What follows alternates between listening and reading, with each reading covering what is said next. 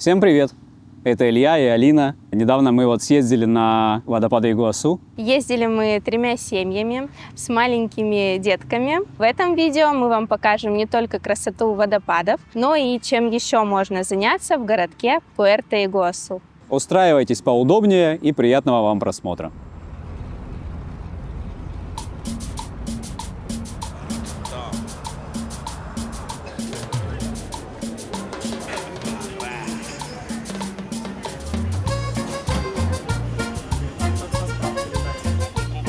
Мы решили полететь в начале сентября, потому что приятная погода, мало людей, и в это время водопады не такие полноводные, так что их можно хорошо разглядеть. Летели местные авиакомпании Flybondi, не первый раз уже ими летаем. Покупали билеты заранее на сайте, так цена выходит очень выгодная.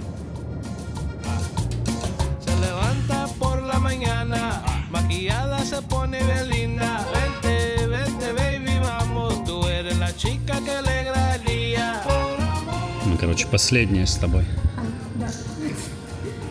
Идем. Вау, Игуасу, добро пожаловать.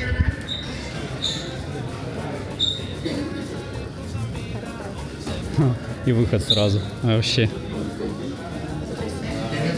Да, конечно, тепло.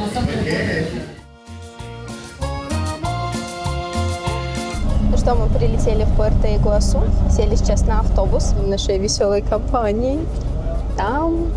Автобус стоил 5000 песо. А еще нам предложили, что мы можем добраться на такси. Это бы стоило 18 тысяч песо.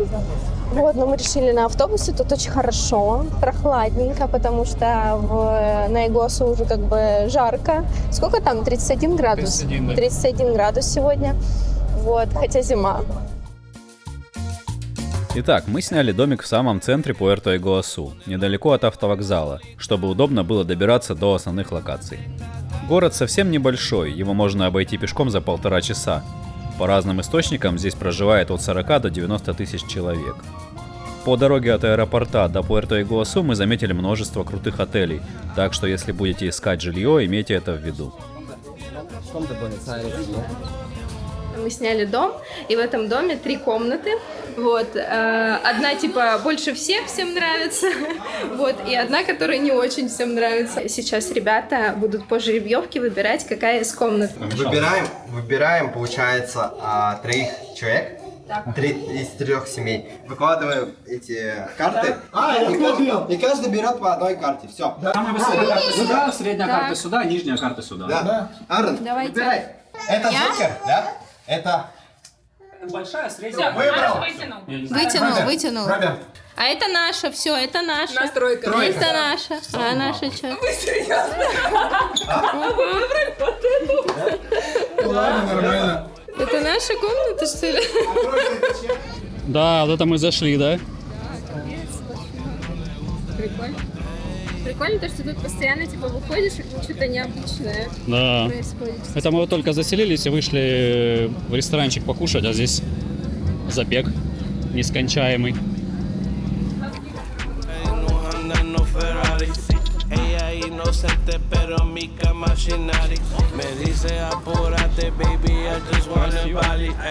Илья там за кадром говорит постоянно: капец красиво, капец красиво. Улица называется проспект Кордоба, и это одна из самых оживленных и туристически популярных улиц города. Здесь расположено множество кафе, ресторанов, баров и магазинов, предлагающих местную кухню и сувениры. Вечером здесь все оживает, привлекая туристов и местных своим уютом и атмосферой. Мы, честно говоря, вообще не ожидали, то, что тут может быть так как-то необычно красиво. Пахнет очень сильно хвоей. Вот приятный такой запах. И Илья говорит, что похоже на Домбай или Архыз на максималках. Да, на Архыз больше похоже. Так. Ого, какое огромное. Так, а это второе. Так, это наши мясные блюда. Ого. Да, прям так на мангале кайф. До встречи. Оп. Скажи, вот так вот вкусно, да?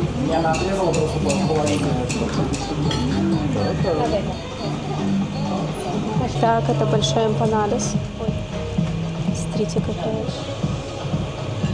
Эмпанадос гранде очень вкусный. И вообще и мясо тоже тут вкусное. Короче, прям место рекомендуем. Да? Яйца? Ну что, мы покушали. Впечатления от первого дня прям такие очень крутые. Какое-то место такое курортное. Я бы сказала, сейчас вот 8:30, уже как раз начинают люди подтягиваться, уже гораздо больше народу повсюду ходит. Сейчас мы как раз идем по курортной заправке. Да, курортная заправка. Вот, ну посмотрим, что нас ждет завтра. Сегодня второй день, как мы проснулись в Пуэрто-Игуасу, нашей большой компании. И сейчас я хочу показать дом, который мы сняли. Начнем с бассейна, такого большого. Здесь у нас зона для барбекю, стол. Можно посидеть, тоже большой компании, холодильничек. Короче, все в лучших аргентинских традициях. Получается, что на верхнем этаже, на втором, мы живем. Сейчас пойду покажу сам дом. Здесь у нас парковочная зона, тут стоят колясочки. Сейчас поднимемся наверх. Тут нас встречает Альбина с Робертом. Это такой зал. Здесь, получается, мы сегодня завтракали. Такой вот у нас большой камин. Такая у нас кухня. Здесь все четко. Только нет микроволновки. Единственный минус. А так холодильник, все классно. Очень даже хорошо. И вот здесь вот видно бассейн. Здесь у нас комната номер 1. Вот такая у ребят. С шкафчиком. Вот такой вот вид. Спальня номер 2. Единственное, видите, тут 2 разные кровати. Ребята у нас спали вот так. Спальня, в которой мы спим с Ильей. Здесь у нас вот такой шкаф с зеркалами. Вот здесь зеркала. Там вид на бассейн. И у нас есть отдельная тоже душевая. Вот такая. Короче, нам немножечко повезло, когда мы вытягивали жребий.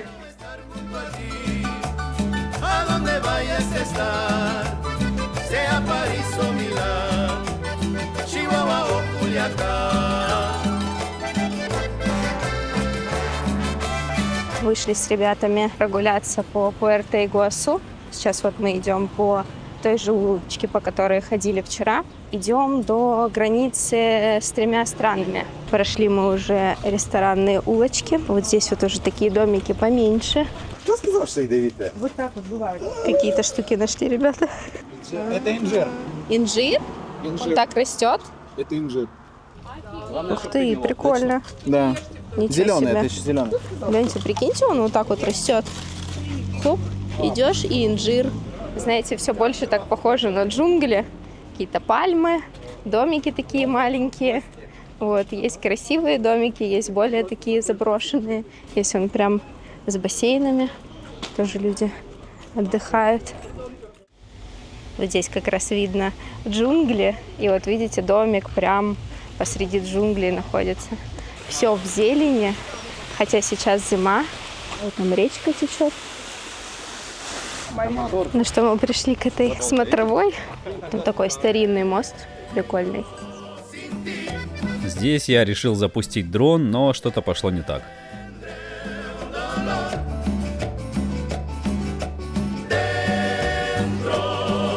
Полезли во враг его искать, а там заросли 1,5 метра в высоту. Без потерь. Первое падение. Да. После этого мои руки покрылись какими-то волдырями, но они быстро сошли, может там какая-то крапива была или что-то такое. Вот, смотрите, вот этот мост. Это граница между Аргентиной и Бразилией. Вот мы находимся на аргентинской стороне, а там вот уже Бразилия. И нас разделяет река.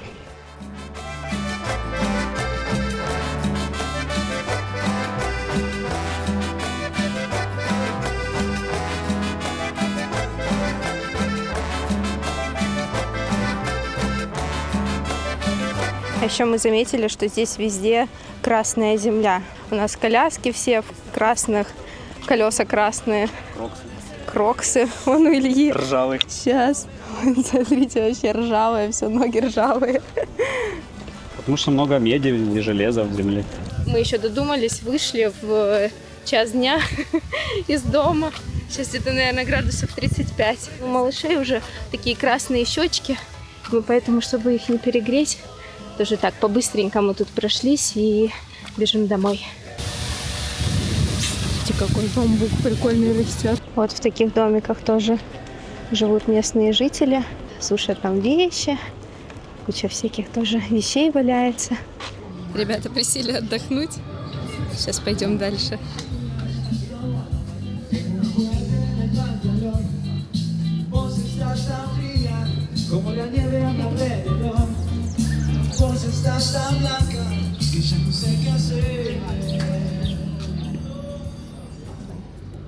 Мне просто жарко. Реально, она воды попила и полетела, обалдеть.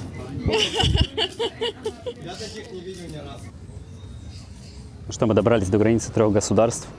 Мы, соответственно, находимся на аргентинской стороне. Вот это вот бразильская сторона, а с той стороны Парагвай. И это все разделено 2 реками. Это река Игуасу, а это река Парана. Или Парана, не знаю, как правильно. Это самая большая река Латинской Америки, вообще, в принципе. Прикольно здесь. Вот кораблики плавают, можно прогулку взять. На бразильской стороне вот есть колесо обозрения.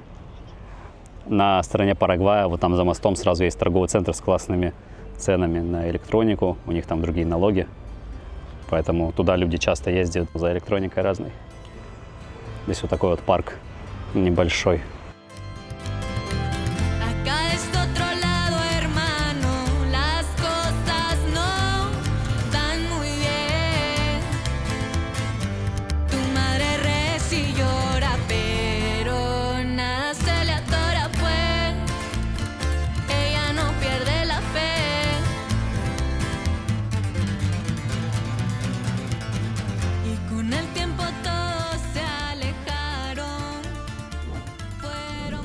Если вы также планируете переехать в Аргентину, то эта информация будет полезной для вас.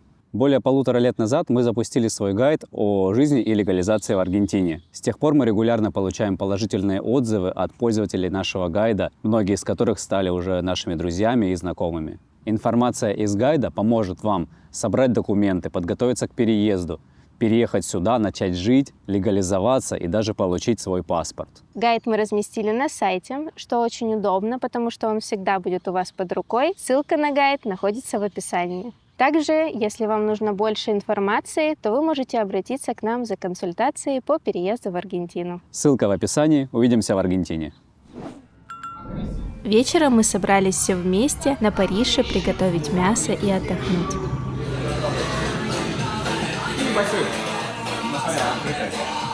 Потом выложу. Поспевай. Ты что, поешь? И все. Ну я сейчас. Мясо. Мясо. Давай с краешку. Опять мясо well done получилось. Well done. Запарил это well done, ненавижу. Папа у нас любит красное мясо. Вау! Вы уже кушаете? Нет, мы ждем. Так, ладно. Вилки здесь, Аля, смотри, вот здесь.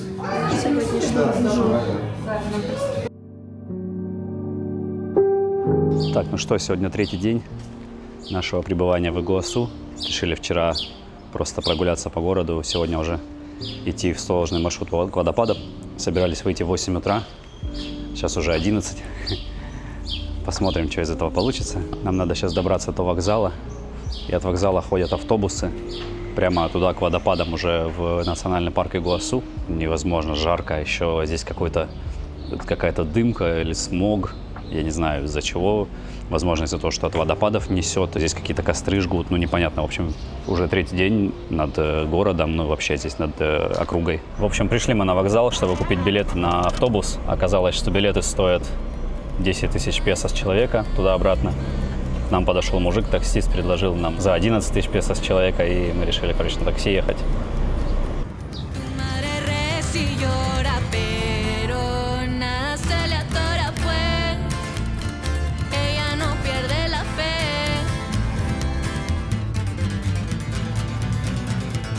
Купили билеты, сейчас заходим в национальный парк. Можно оплачивать карточками. Нужно деньги переводить все вне этого места, потому что интернет просто очень плохо работает. Ловит, но не работает. Вот мы взяли гида даже. рассказал нам интересные вещи. Произношение гуацу на языке индейцев это означает вода, и слово гуацу большая вода. Этот водопад имеет длину, общая длина 2 километра 700 метров, из которых 2 километра 100 метров это принадлежит аргентинской стороне, примерно 600 метров водопада принадлежит бразильской стороне. Главная цель создания парка это вот защитить водопады, но со временем также люди увидели нужду защитить вот этот лес субтропический и также флору и фауну вот этого леса. Пришли мы на станцию поезда. Должны были поехать, но, видимо, забился. Мы на следующий поезд поедем.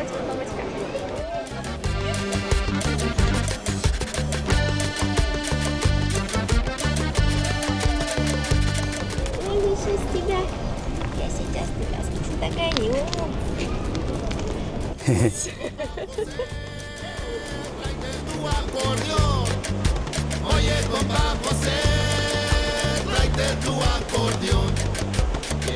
А вот смотрите, на территории парка здесь есть гостиница новая. Как называется она? Это в Бразилии называют Коружа Буракейра. Коружа Буракейра. Это как типа сова, и буракейра, буряк, которые живут в норах, они в норах живут. Такие мостики здесь повсюду удобные и для колясок, и вот просто идешь прям комфортно. Видите, дорожки разные, оборудованные, разные тропки. Мне так нравится, идем, и воздух такой влажный, не так чувствуется жара, прям очень комфортно идти. И интересно, гид нам все рассказывает. Ну что, сейчас мы увидим первый водопад на этой тропе. Вообще, на самом деле, так красиво.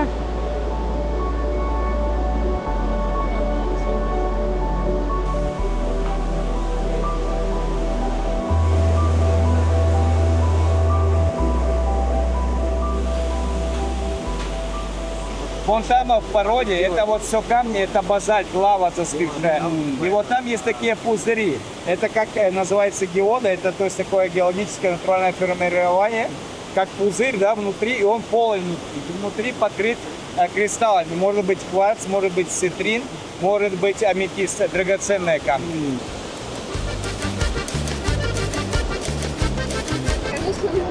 Коляску была еда, он ее вообще выхватил просто. Познакомьтесь, это насухи, латиноамериканские родственники енотов. Они любопытные, но ведут себя нагло, поэтому стоит быть осторожными. Они могут пытаться стащить еду или вещи у туристов и укусить, если вы пытаетесь забрать у них украденное. Вот мы пришли к первой смотровой площадке. Конечно, это что-то вообще непередаваемое. Огромные водопады. Мы, конечно же, такого не видели раньше.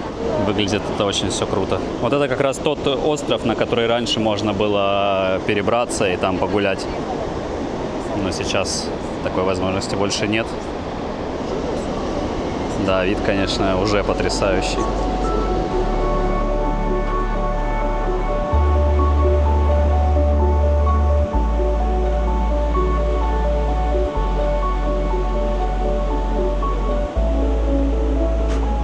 Сейчас нам гид рассказал, что жена Теодора Рузвельта, когда приехала сюда и увидела эти водопады, она сказала такие слова, как «бедная Ниагара». То есть по сравнению с этими водопадами, Ниагарский водопад, он и меньше, и количество водопадов там меньше. И, видимо, по живописности эти водопады красивее. В общем, она была поражена, как и мы в целом.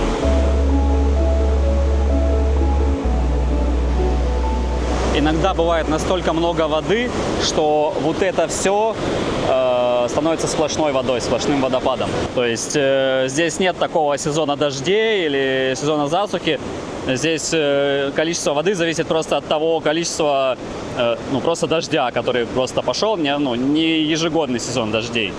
Просто тучи нашли, дождь прошел сильный, водопад стал полноводным. Вот пару лет назад было настолько много воды, что вот этот мост разрушился, и до сих пор его никто не отремонтировал. Просто закрыли решеткой, и все. Иногда и такое бывает.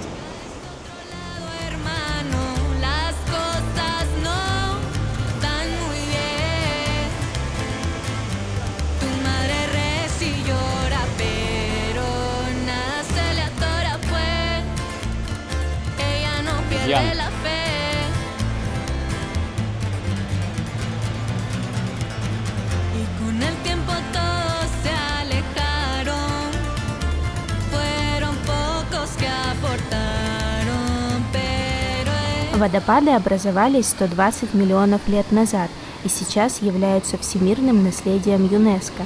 Находясь здесь, понимаешь, что этот статус у них не просто так.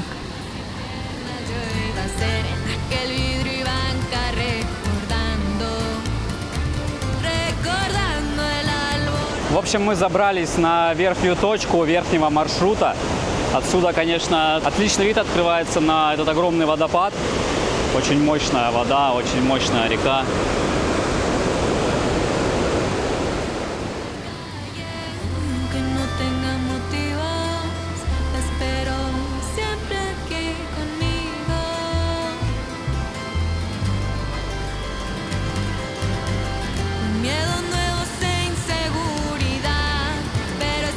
Красота, конечно, невероятная. Вот идешь, и с каждой новой смотровой площадкой все красивее и красивее. Ты как бы все выше поднимаешься, все выше, все ближе к новым каким-то водопадам большим. И по нарастающей идет, и все время такой вау. Следующий водопад идешь, опять вау. Вот, смотрите.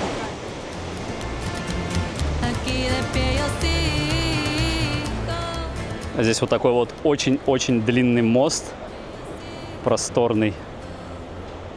Вот наши ребята идут. Интересно, что здесь огромное количество бабочек. Ты только останавливаешься, и сразу на тебя садится бабочка, и они какие-то очень не боятся людей, короче. И то есть я 1000 раз уже сфотографировал бабочку у Алины на руке, например. И вот я уже иду, наверное, метров 300, и у меня на коленке бабочка сидит. Сейчас покажу. Он сидит на мне уже просто метров 300, наверное, сидит, и все. Такое ощущение, что они просто привыкли к туристам. Ну как бабочка может привыкнуть к туристам? Я не знаю, короче. Ай, она меня кусает. Эй, а ну давай.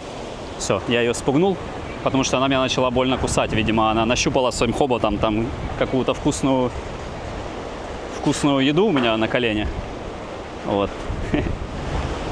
Иду вот по вот этому длинному мосту. Действительно длинный. Вот он. Так. Метров 150, наверное, есть. Еще здесь, кстати, поднялся сильный ветер. Приближаюсь к самой, наверное, главной точке вот этого верхнего маршрута. Да, ну дальше моста нет, поэтому это, видимо, самая последняя смотровая площадка. Сейчас посмотрим, какой с нее открывается вид. Ну как? Красиво. Но здесь особо ничего не видно, потому что просто под нами водопады. Давай посмотрим.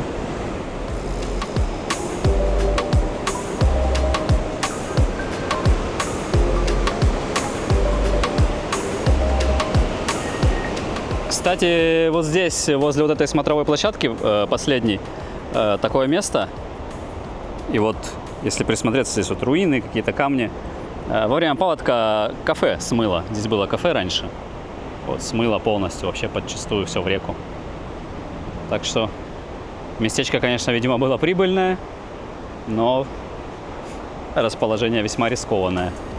Берешь, короче, леску на палец наматываешь, с песком, мидию срываешь где-нибудь с камня и сишь под камень, короче, вот так вот, в воде сишь на камне, под камень херак кинул, оно немножко повисело, раз, вытянул.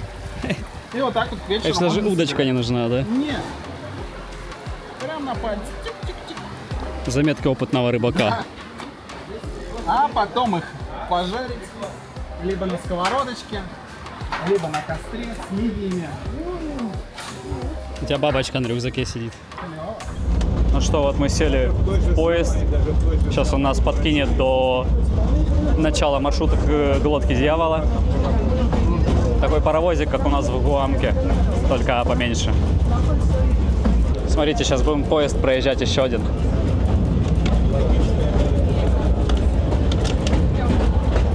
Hola, chicos. Hola, chicos. Hola. Уставший.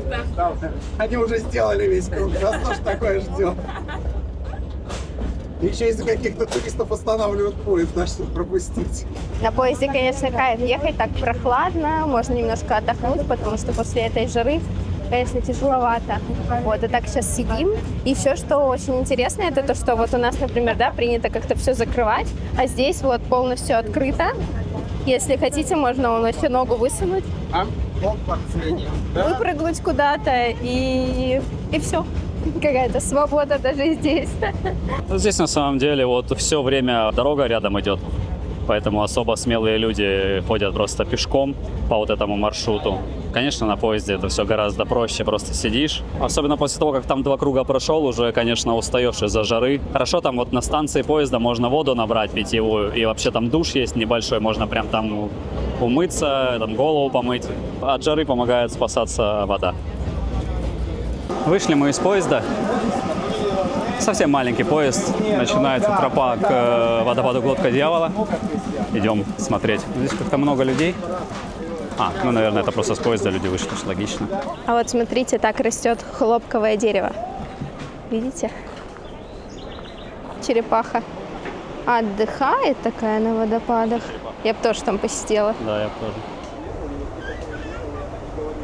Когда ходишь, они тут прям летают повсюду, садятся на тебя, можно вот так вот пальчик подсунуть к ним, и они садятся на палец. Вот вообще такие красивые.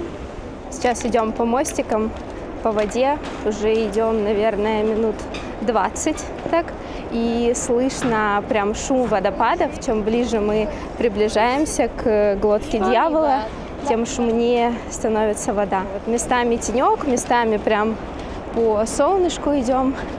Вот, ну интересно посмотреть, что там такое. А вон, кстати, смотрите, видите, мост разрушенный. Это когда вода очень сильно разливается, она прям тут ничего не щадит, все разрушает. И вот там вот тоже видно куски моста. Вот поэтому нам сегодня повезло с погодой. Ясно.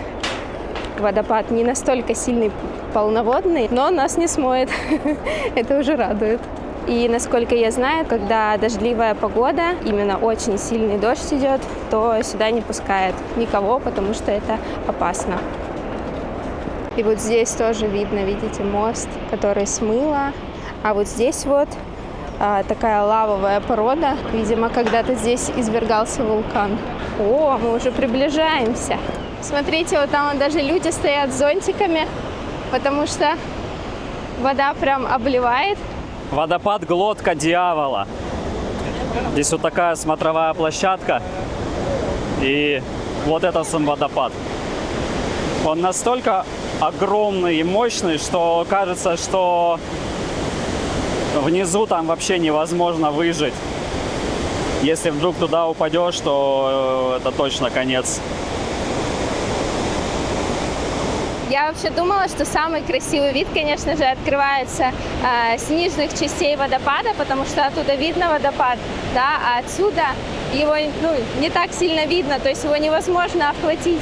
Но здесь действительно чувствуется именно вся его мощь, он брызгается, на тебя летят эти капли воды.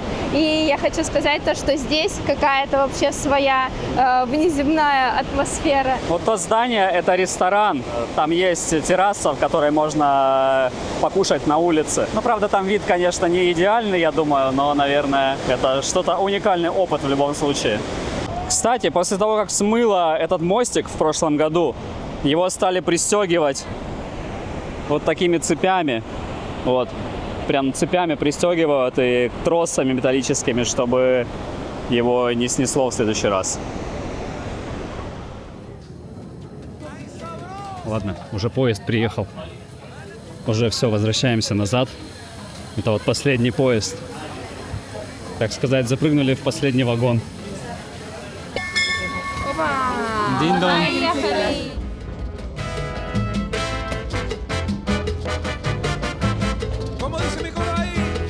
Поезд нас довез прямо до точки входа, грубо говоря. И на этом все. Все наше путешествие по водопадам подошло к концу. Хотя я поспешил с выводами. Нам тут еще нужно будет пройти, наверное, метров 500 до главного входа. Это получается Эстасьон Централь. То есть, центральная станция, главная.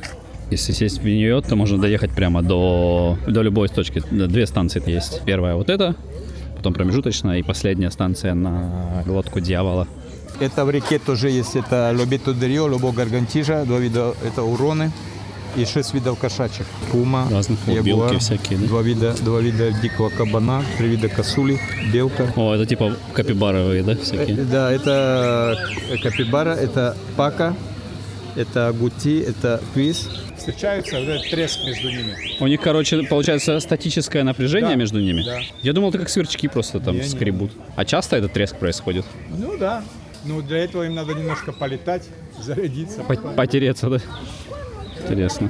Ну все, вот мы вышли из парка. Вот там вот выход. А вот здесь на углу продаются билеты на автобус. 5000 песо стоит один билет за одного человека. И вот эти автобусы возят прямо в Пуэрто-Игуасу, прямо в центр на автовокзал. А 5000 песо сегодня это $4. Вот так.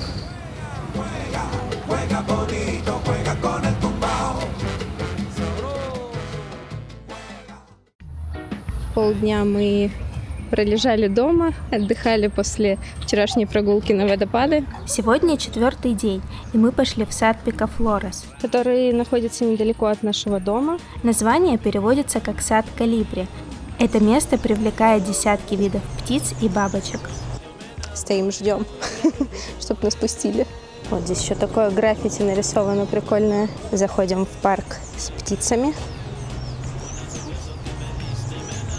Сейчас нам нужно будет вот здесь оплатить и купить билетики. И дальше пойдем смотреть. Ух ты!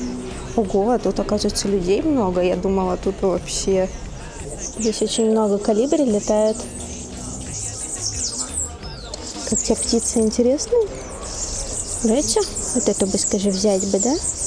Домой. Такая красивая. В саду установлены кормушки со сладкой водой, которую очень любят колибри.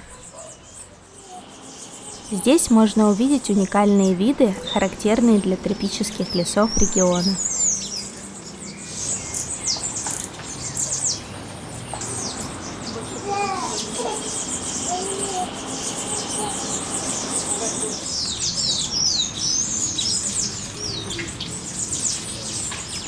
Парк, по сути, очень маленький. Я не знаю, сколько тут квадратных метров. Но много птиц, таких красивых, маленьких. Я, насколько понимаю, то, что это разные виды колибри. Красиво, прикольно посмотреть. Но, не знаю, прям ехать издалека сюда, наверное, нет. А вот если он находится там недалеко от гостиницы или дома, то, конечно, можно прийти посмотреть. Ну или если вы никогда не видели колибри, это прям ваша мечта. Решили сейчас прогуляться по центру. Здесь вот много магазинчиков разных, кафешки, какие-то магазины с одеждой, много магазинчиков с сувенирами.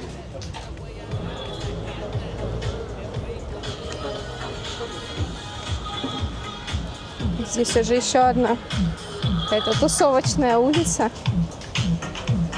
с красивыми кафешками.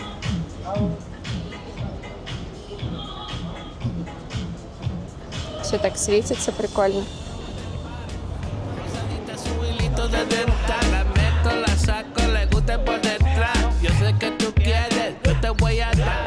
Здесь вот какой-то такой мини-рынок.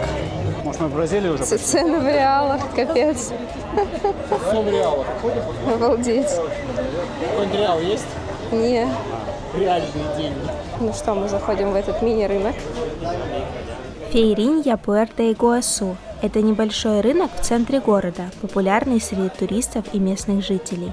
Место славится своей аутентичной атмосферой и возможностью попробовать местные продукты, напитки и блюда. Шли мы по улице туристической, зашли в какой-то рынок. На этом рынке в самом конце оказалась какая-то кафешка. Ребята тут заказали эмпанадосы. Такая максимально аутентичная атмосфера. В общем, сейчас попробуем, посмотрим, что здесь вообще происходит.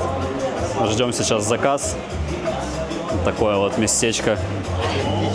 Аутентичное максимально вообще. Выход с другой стороны. Тоже какой-то пустырь. Тут вот рядом китайский супермаркет продуктовый. Ну, в общем, типичная прям Латинская Америка. Интересно, мы зашли. Решили все-таки остановиться вот в этой кафешке. Такая супер-супер местная.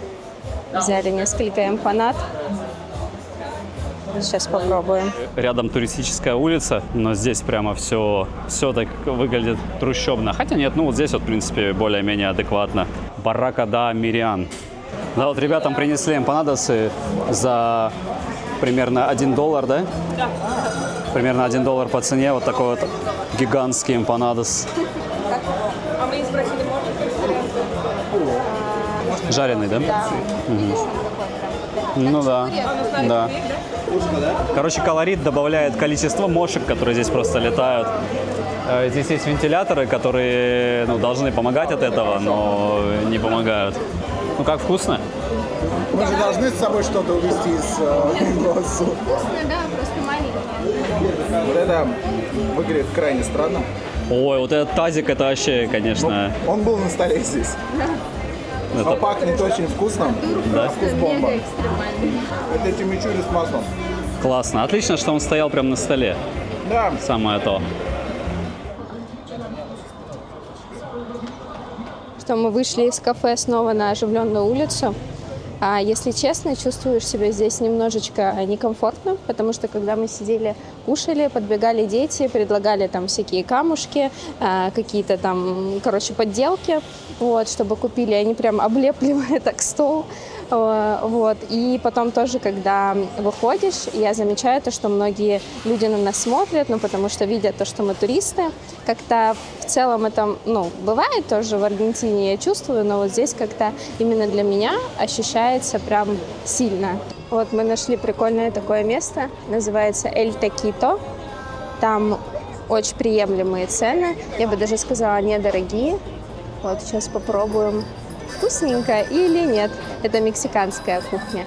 В кафешках и в магазинах цены дублируются в нескольких валютах и ходит много бразильянок. Видимо, из-за того, что близко граница, прям много симпатичных девушек. Парни обратили на это внимание. Вот, принесли закуски сначала.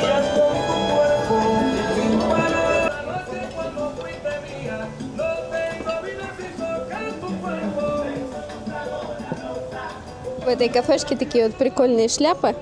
Можно одеть, пофоткаться. Вот вообще на самом деле очень атмосферное место. Но все ребята сейчас немножечко приуныли, потому что Илья посмотрел в сообщениях, и нам отменили завтрашний рейс на самолет. Мы должны были вылетать рано утром, но сейчас будем думать, что делать. Скорее всего, либо еще оставаться, либо вечером улетать. Короче, наши приключения только начинаются. Ну, за то, чтобы мы улетели теперь отсюда. Подожди, сначала Не надо скорее, все же свое время. Я думал, за выпить, а потом соли заесть. Давай.